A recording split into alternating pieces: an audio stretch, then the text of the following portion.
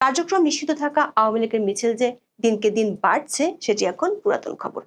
সরকার যে এতে উদ্বিগ্ন সেই খবরও পুরাতন হয়ে গেছে। পুলিশকে দিয়ে কোনোভাবে দলটির ঝটিকা মিছিল থামানো যাচ্ছে না। পুলিশ টুকটাক গ্রেপ্তারও করছে।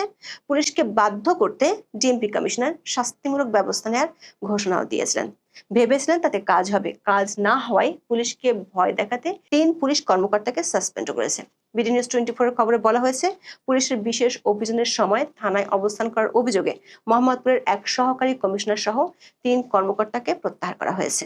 আওয়ামী লীগের নেতাকর্মীরা যেন ঝটিকা মিছিল করতে না পারেন সেজন্য শুক্রবার এ বিশেষ অভিযান চালানো হয় বলে জানিয়েছে পুলিশের কর্মকর্তারা।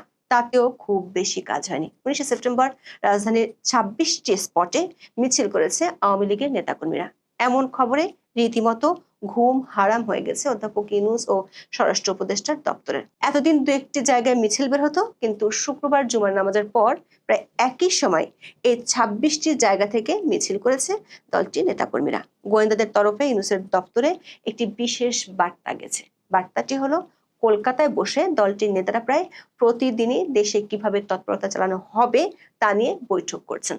19 সেপ্টেম্বর রাতে রাজশাহী ডিভিশনের বৈঠক হয়েছে।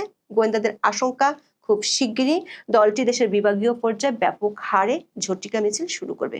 তবে সরকারের জন্য যেটি সবচেয়ে বেশি চিন্তার সেটি হলো, আওয়ামী লীগের এই ঝটিকা মিছিল খুব শিগগিরই বড় ধরনের শোডাউনে রূপ নিতে পারে। এই কর্মসূচির নাম হতে পারে চলো চলো যমুনা চলো। গোয়েন্দা প্রতিবেদনে বলা হয়েছে, ময়মনসিংহ, গাজীপুর, সাভার সহ ঢাকার আশপাশের জেলাগুলো থেকে বড় আকারে লোক জড়ো করে এই শোডাউন হতে পারে। একই সময় বিভাগীয় শহরগুলোতেও শোডাউনের আশঙ্কা আছে। তেমন হলে সেটি দেশের রাজনৈতিক মহলে একটি বড় ধরনের ও ভিন্ন বার্তা দেবে। আবার অধ্যাপক ইউনূস 21 সেপ্টেম্বরের পর থেকে 10 দিন দেশে থাকবেন না। তার অনুপস্থিতিতে পরিস্থিতি সামাল দেয়া কঠিন হয়ে যেতে পারে। অধ্যাপক ইউনূস 21 সেপ্টেম্বর যাবেন নিউ ইয়র্কে, যোগ দেবেন জাতিসংঘের সম্মেলনে। এমন একটা বৈশ্বিক সম্মেলনে যোগ দিতে যাওয়ার আগে তার দপ্তরের ব্যস্ততা হওয়ার কথা ছিল সম্মেলনের সাইড লাইনের বৈঠকগুলোকে ঘিরে। বিশ্বের বিভিন্ন দেশ ও সংস্থার প্রধানের সাথে বৈঠকের মাধ্যমে দ্বিপাক্ষিক সম্পর্ক শক্তিশালী করার জন্য এই সাইডলাইন বৈঠকগুলো খুবই গুরুত্বপূর্ণ। সূত্রগুলো বলছে, অধ্যাপক ইউনূসের দপ্তর বিরামহীন চেষ্টা চালাচ্ছে আমেরিকার প্রেসিডেন্ট ডোনাল্ড ট্রাম্পের সাথে একটি সাইডলাইন বৈঠক করা যায় কিনা সে ব্যাপারে। তবে সে চেষ্টা বিফলে গিয়েছে।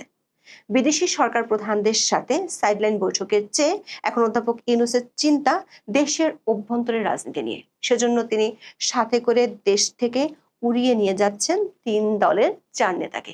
লক্ষ্য, নিউ ইয়র্কে বসে একটি অনুষ্ঠান করে দেখানো তার প্রতি 3 মিনিটের আস্থা অবিচল। হঠাৎ করে এমন কিছু করার দরকার পড়ল কেন? অধ্যাপক ইউনূসের ঘনিষ্ঠ একটি সূত্র বলছে, বিএনপি ও জামাতের দ্বন্দ্ব এতদিন বক্তব্যের মধ্যে থাকলেও এটি এখন প্রকাশ্যে রূপ নিয়েছে। দুটি দলের অনেকেই মনে করেন এমন পরিস্থিতির জন্য অধ্যাপক ইউনূস ও তার থিঙ্ক ট্যাঙ্কই দায়ী। বিএনপি শীর্ষ পর্যায়ের এক বৈঠকে বিষয়টি নিয়ে আলোচনা হয়েছে। সেখানে বলা হয়েছে, একদিকে সরকার সংলাপ চালাচ্ছে, অন্যদিকে এনসিপি ও জামাতের দাবির দিকেও ঝুঁকতে দেখা যাচ্ছে। বিএনপির এক নেতা বলেছেন, বিষয়টি এমন যে চোরকে বলে চুরি কর আর গৃহস্থকে বলে সজাগ থাক। বিএনপি নেতাদের ধারণা, আগামী নির্বাচনকে সামনে রেখে অনানুষ্ঠানিকভাবে বিএনপি বিরোধী একটি জোট গঠনের চেষ্টা হচ্ছে। হেফাজত ইসলাম সহ বাকি সব ইসলামী দলগুলো ওই জোটে যাচ্ছে, অথচ এই দলগুলো দীর্ঘদিন ধরে বিএনপির মিত্র ছিল। সবচেয়ে বড় বিষয় হলো, এই জোট গঠনের 2টি বৈঠক মন্ত্রীপাড়া হয়েছে এমন তথ্য আছে বিএনপির কাছে। তাতে বিএনপির অনেকের মনে এই প্রশ্ন তৈরি হচ্ছে, বিএনপি বিরোধী এই জোট কি -2 ফর্মুলা বাস্তবায়নের অংশ? যদি বর্তমান অন্তর্বর্তী সরকার অধীনে আগামী ফেব্রুয়ারিতে জাতীয় সংসদ নির্বাচন হয়, তাহলে ওই নির্বাচনে আওয়ামী লীগ অংশ নিতে পারবে না। তার মানে -1 কমপ্লিট। বাকি থাকে দেশের আরেক বৃহৎ রাজনৈতিক দল বিএনপি। বিএনপিকে মাইনাস করার চেষ্টা পর্দার আড়ালে চলছে বলে অনেক বিএনপি নেতার ধারণা। আবার জামাত ইসলামের কেউ কেউ মনে করেন, সরকার উপদেষ্টাদের একটি অংশ বিএনপির হয়ে কাজ করছে, যারা জামাতের বিরুদ্ধে অবস্থান নিয়েছে। 19 সেপ্টেম্বর জামাতের কেন্দ্রীয় সহকারী সেক্রেটারি জেনারেল রফিকুল ইসলাম খান প্রকাশ্যে সেই ইঙ্গিত দিয়েছেন। তিনি বলেছেন, জামাত ইসলামী বিশ্বাস করে অধ্যাপক ইউনূসের আশপাশের লোকজন ষড়যন্ত্রে লিপ্ত হয়েছে। সূত্রগুলো বলছে, বিএনপি ও জামাত ইসলামের মুখোমুখি অবস্থান অধ্যাপক ইউনূসের সংকট বাড়াচ্ছে। তার চেয়ে বড় চিন্তার কারণ হয়ে দাঁড়িয়েছে তারই কিংস পার্টি এনসিপি। অধ্যাপক ইউনূসের প্রত্যক্ষ সহযোগিতায় মদদে যে জুলাই আন্দোলনের নেতারা দল গঠন করেছিল সেটি অধ্যাপক ইউনূস নিজেই একটি সাক্ষাৎকারে বলেছিলেন। পুলিশ সেনাবাহিনীর মাধ্যমে রাজকীয় প্রোটেকশন ও সুবিধা দিয়েও ফেরদৌস কুরেশির কিংস পার্টির চেয়ে বেশি কিছু হয়নি এই এনসিপি। দলটির নেতাদের চাঁদাবাজির যত ঘটনা প্রকাশ্যে এসেছে তার চেয়ে অনেক বেশি পর্দার আড়ালেই থেকে গেছে। দলটিতে পদত্যাগের লাইন লেগেছে এখন। এনসিপির বেশ কয়েকজন নেতা মনে করেন দলটির এমন অবস্থার জন্য সরকার বেশ কয়েকজনের রাজনীতি দায়ী। দলটিতে এখন ভাঙনের সুর। আজকের পত্রিকার খবরে বলা হয়েছে এনসিপি ও গণ অধিকার পরিষদ এক হয়ে যেতে পারে। সরকারের দুশ্চিন্তা হলো এনসিপি নেতারা জুলাই আন্দোলন থেকে শুরু করে গত 1 বছরে সরকারের গোপন অনেক কাহিনী জানে। সেগুলো ফাঁস হয়ে গেলে সরকারের শীর্ষ মহলের অনেকের গোপন পর্দা জনসমক্ষে প্রকাশ হয়ে যাবে। ইতিমধ্যে এনসিপির আহ্বায়ক নাহিদ ইসলামের আদালতে দেয়া এক বক্তব্য অধ্যাপক ইউনূসের স্বচ্ছতাকে প্রশ্নের মুখে দাঁড় করিয়েছে। জাতীয় নাগরিক পার্টির আহ্বায়ক নাহিদ ইসলাম 18 সেপ্টেম্বর আন্তর্জাতিক অপরাধ ট্রাইব্যুনাল 1-এ সাক্ষ্য দিতে গিয়েছিলেন। জুলাই গণ অভ্যুত্থানের সময় সংগঠিত মানবতা বিরোধী অপরাধের ঘটনায় শেখ হাসিনা সহ 3 আসামির বিরুদ্ধে করা মামলায় 47তম সাক্ষী হিসেবে তিনি আদালতে সাক্ষ্য দেন। আদালতে জবানবন্দিতে জনাব নাহিদ বলেছেন, পূর্ব প্রস্তুতি হিসেবে তারা নতুন সরকার গঠনের জন্য অধ্যাপক মোহাম্মদ ইউনূসের সঙ্গে আলোচনা করেছিলেন। গত বছরের 4 আগস্ট তারা তাকে নতুন সরকারের প্রধানের দায়িত্ব পালনের প্রস্তাব দিয়েছিলেন।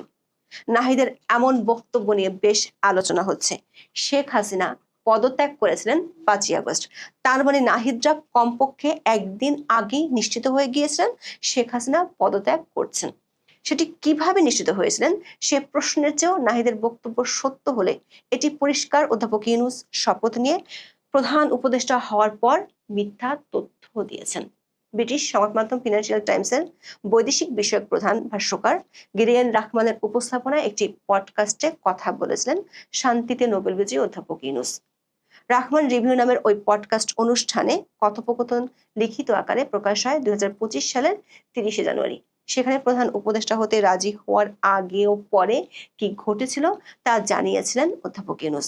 সে কথোপকথনে অধ্যাপক ইউনূস বলেছিলেন তিনি যখন প্রথম ফোন কল পান তখন তিনি প্যারিসের হাসপাতালে ছিলেন। ছাত্ররা তাকে বলল, শেখ হাসিনা চলে গেছেন, এখন সরকার গঠন করতে হবে, দয়া করে আমাদের জন্য সরকার গঠন করুন।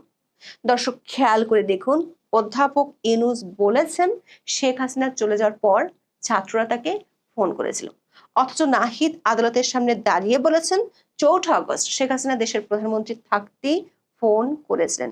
সূত্রগুলো বলছে আদালতে নাহিদের এমন জবানবন্দির পর অধ্যাপক ইউনূসের থিঙ্ক ট্যাঙ্ক চিন্তিত হয়ে পড়েছে। এনসিপিতে বিরোধ ও ভাঙ্গন কোনোভাবেই সরকার ঠেকাতে পারছে না। সেক্ষেত্রে এনসিপির নেতারা যদি গোপন কথাগুলো আর গোপন না রাখেন তাহলে সরকারের অনেক শীর্ষ ব্যক্তি বিপদে পড়ে যাবেন। আবার এনসিপির পক্ষ থেকে জাতীয় পার্টিকে নিষিদ্ধ করা, জাতীয় পার্টির নেতাদের গ্রেপ্তার সহ যেসব দাবি করছে সেগুলো সরকারের পক্ষে পূরণ করা সম্ভব নয়।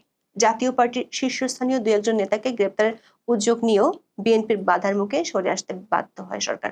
সূত্রগুলো বলছে সবচেয়ে বড় মিত্র এনসিপি মুখ খুললে সেটি সরকারের কফিনে শেষ পেরেক ঠুকবে। তার আগে জামাত ও বিএনপির দ্বন্দ্ব এবং সরকারের প্রতি তাদের অবিশ্বাস সরকারের বিপদ বাড়াচ্ছে। সে বিপদে আওয়ামী লীগের দেশব্যাপী বড় ধরনের শোডাউন করার গোয়েন্দা তথ্যে সরকারের অবস্থা মোটামুটি দিশাহীনই বলা যায়। এখন এ পর্যন্ত, সবাই ভালো। দর্শক, সম্পূর্ণ ভিডিওটি দেখলেন, আশা করি বিষয়টি বুঝতে পেরেছেন। এ নিয়ে আপনার গুরুত্বপূর্ণ মন্তব্যটি অবশ্যই কমেন্ট বক্সে জানিয়ে দিবেন।